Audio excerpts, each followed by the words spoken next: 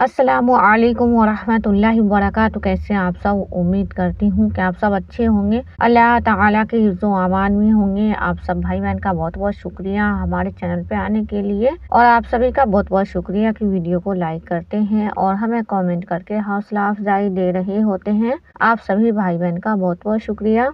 जैसा कि आप सबको पता है कि चैनल पे हमने बिल्कुल बेसिक लेवल से उर्दू पढ़ने के लिए आप सबको बताया है, और आप सब माशाल्लाह कोशिश कर रहे हैं और सीख रहे हैं। बहुत से भाई बहन सीख भी गए हैं उर्दू पढ़ना। हमारी इस्लामिक ही वीडियो होती है, तो आप सब वीडियो को लाइक शेयर जरूर किया करें। जो हमारा दूसरा चैनल है दीनी खजाना राइटिंग, उस पे भी हम उर्दू लिखने की वीडियो डाल रहे थे, अभी फिलहाल नहीं डाल रहे हैं। बिल्कुल बेसिक लेवल से वीडियो पड़ी है, इंशाल्लाह डालना बहुत जल्द शुरू कर दूंगी। मोबाइल की दिक्कत की वजह से थोड़ा सा वीडियो अपलोड करने में दिक्कत हो रही है, और हम एक चैनल पे ही बहुत मुश्किल से वीडियो डाल पा रहे हैं। तो हम पढ़ रहे होते हैं हुजूर सल्लल्लाहु अलैहि वसल्लम के बारे में, और ये हमारा बुक भी है रसूल अरबी सल्लल्लाहु अलैहि वसल्लम। अगर आप सबने इससे पहली वाली वीडियो नहीं देखे हैं तो जरूर देखें, क्योंकि हमारा ये दूसरा पार्ट है। जो सबक हमने पढ़ा था इससे पहली वाली वीडियो में, ये दूसरा पार्ट है। तो हमारा ये सबक है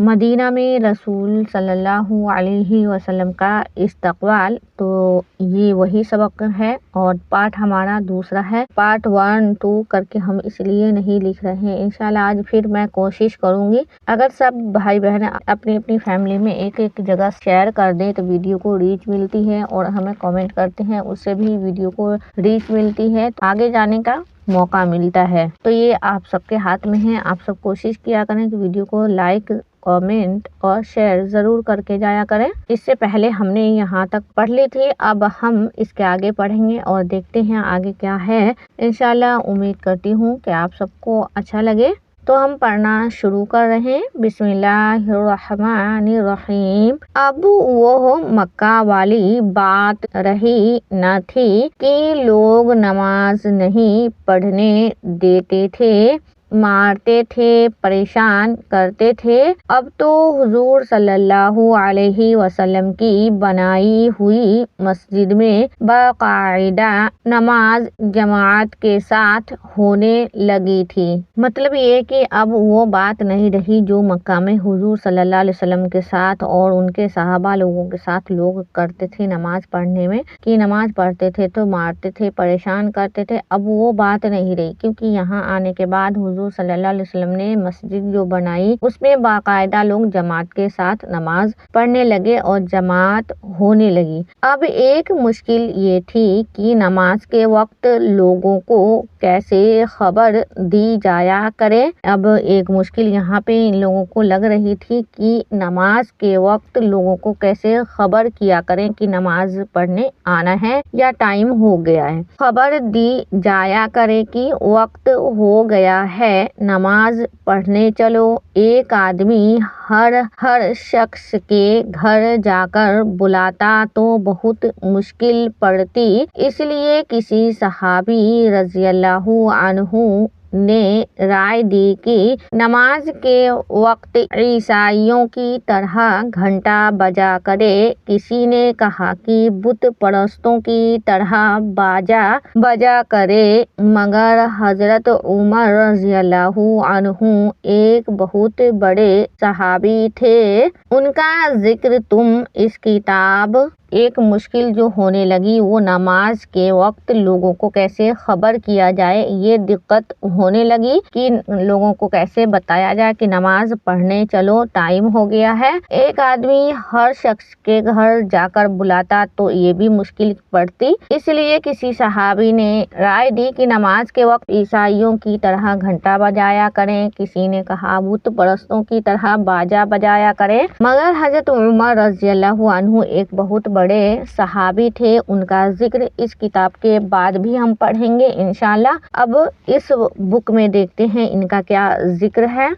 हजरत उमर रज़ियल्लाहु अन्हु के बारे में है कि इस किताब के बाद दूसरी किताब में पढ़ोगे, मतलब इसके बाद भी जो हिस्सा आएगा उस हिस्से में ان کا ذکر ہوگا۔ انہوں نے کہا کہ نماز کے وقت آذان دی جایا کرے۔ تو یہ کس نے کہا تھا؟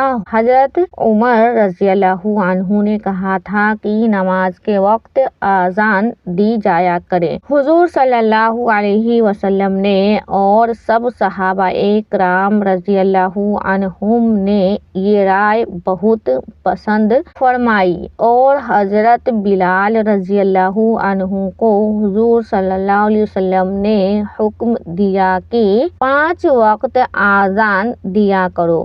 حضرت عمر رضی اللہ عنہ نے رائے دی کہ نماز کے ٹائم کیا ہے؟ آذان دی جایا کرے۔ حضور صلی اللہ علیہ وسلم نے اور باقی صحابہ کرام رضی اللہ عنہم جو تھے انہوں نے اس رائے کو بہت پسند فرمائی اور حضرت بلال رضی اللہ عنہ کو حضور صلی اللہ علیہ وسلم نے 5 وقت آذان دینے کا حکم دیا۔ تبھی سے یہ آذان شروع ہوئی۔ تو تب سے ہی یہ آذان ہونے کا سلسلہ شروع ہو گیا۔ تبھی آج کل ہم بھی آذان سنتے ہیں۔ ہر مسجد میں پہلے آذان ہوتی ہے نماز سے پہلے۔ اس وقت تک کعبہ شریف کی طرف منہ کر کے نماز پڑھنے کا حکم اللہ تعالیٰ نے نہیں دیا تھا۔ تو اس وقت تک اللہ تعالیٰ نے کعبہ شریف کی طرف منہ کر کے نماز پڑھنے کا حکم نہیں دیا تھا۔ تو یہ اللہ کے بعد اللہ میاں لکھا ہوا ہے اور میں اللہ تعالیٰ پڑھ رہی ہوں۔ کسی بھائی نے کہا تھا کہ بہن اللہ میاں نہیں پڑھنا ہے لیکن بک میں لکھا تھا اس لیے میں پڑھ رہی ہوتی تھی۔ تو آپ سب یہ غلط نہیں سمجھیے گا کہ یہ غلطی پڑھ رہی ہیں۔ اللہ میاں لکھا ہوا ہے تو میں یہاں اللہ تعالیٰ لگا کے پڑھ رہی ہوں۔ اس لیے بیت المقدس کی طرف منہ کر کے نماز پڑھی جاتی تھی۔ تو اس وقت کیا ہوتا تھا؟ بیت المقدس کی طرف منہ کر کے نماز پڑھی جاتی تھی۔ جو لوگ مکہ سے ہجرت کر کے آئے تھے انہیں مہاجر کہتے تھے۔ اللہ کے راستے میں اپنے گھر بار اور اپنے شہر کو چھوڑ کر دوسری جگہ چلے جانے کو ہجرت کہتے ہیں۔ جو لوگ مکہ سے ہجرت کر کے آئے تھے ان لوگوں کو مہاجر کہا جاتا تھا۔ اللہ کے راستے میں ان لوگوں نے اپنا گھر بار اپنا شہر چھوڑا تھا انہیں مہاجر کہتے تھے۔ تو اللہ تعالیٰ کے راستے میں اپنے گھر بار اپنے شہر کو چھوڑ کر دوسری جگہ جو چلے جاتے ہیں اسے ہجرت کہا جاتا ہے۔ اسی لیے مکہ کے لوگوں کو جنہوں نے اللہ کے راستے میں مکہ کو چھوڑ دیا تھا مہاجر کہتے تھے۔ تو ان لوگوں کو مہاجر کہتے تھے اور جو لوگ مدینہ آنے والوں کی مدد کرتے تھے انہیں انصار کہتے تھے۔ تو جو لوگ مدینہ آئے تھے ان لوگوں کی جو لوگ مدد کرتے تھے ان کو انصار کہا جاتا تھا۔ جو کسی کی مدد کرے اسے انصاری کہتے ہیں۔ چونکہ مدینہ کے سب رہنے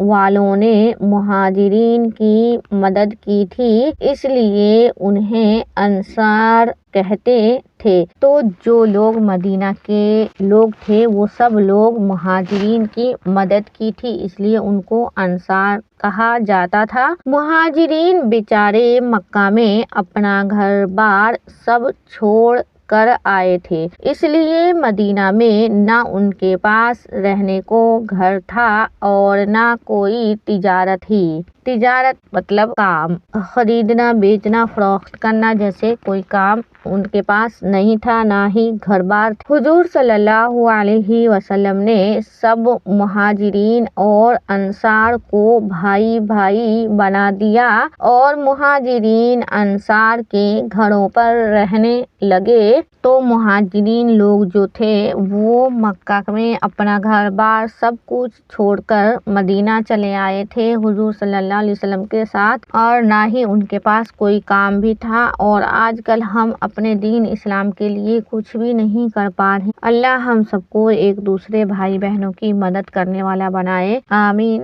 ثم آمین۔ مگر تھوڑے دنوں میں مہاجرین نے تجارت کر کے اپنے گھر بنا لیے اور خوب روپیہ کما لیا اور اطمینان سے رہنے لگے۔ مگر تھوڑے دنوں کے بعد جو مہاجرین تھے، جو اپنا گھر بار، اپنا شہر، اپنا تجارت سب کچھ جو چھوڑ آئے تھے، انہوں نے تجارت کرنا شروع کیا اور اپنے گھر بنا لیے اور خوب پیسہ کمائے اور اطمینان سے رہنے لگے۔ اس وقت یعنی ہجرت کے وقت حضور صلی اللہ علیہ وسلم کی عمر شریف 53 برس کی ہو چکی تھی۔ تو اس وقت ہمارے نبی کریم صلی اللہ علیہ وسلم کی عمر شریف کتنی 53 برس کی ہو چکی تھی، اور 53 کہتے ہیں 53 کو۔ آپ سبھی کو ویڈیو کیسی لگتی ہے آپ سب کامنٹ کر کے ضرور بتایا کریں، اور آپ ساتھ ساتھ میں اپنی رائے بھی لکھا کریں کہ آگے ویڈیو کون سی چاہتے ہیں، اور آپ سب اپنا خیال رکھیں۔ انشاءاللہ ملتے ہیں اگلی ویڈیو میں۔